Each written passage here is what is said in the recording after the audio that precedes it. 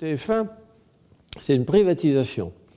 Donc elle existait avant la privatisation, elle a existé après la privatisation. Sauf que lorsqu'elle était une chaîne d'État avant 1987, elle vivait de la redevance et après elle a vécu de la publicité uniquement.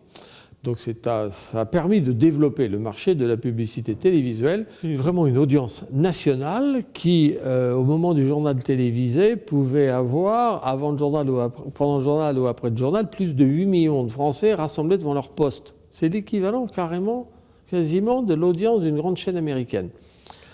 Eh bien, ça permettait à des marques de se faire connaître par des écrans de publicité chers, malgré tout, mais de se faire connaître en masse, à une masse de la population. Le changement de chaîne est une opération d'une technologie extrêmement facile.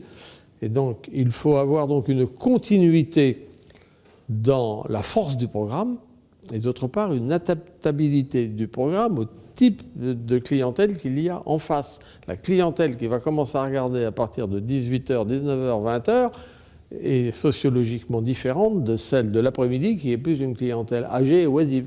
Mais réellement, la télévision, c'est une activité d'habitude.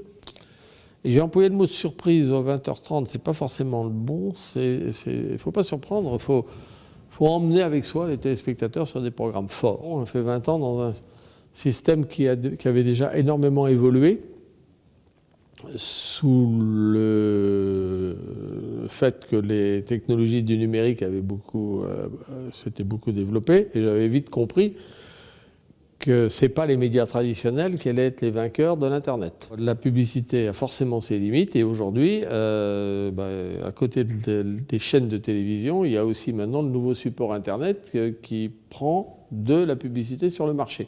Donc il y aura forcément une limite au nombre de chaînes qui pourront vivre du fait que pour faire une chaîne de télévision, c'est quand même de l'argent, il faut pas mal de programmes. J'ai trouvé que la salle était d'une gentillesse exceptionnelle, souvent.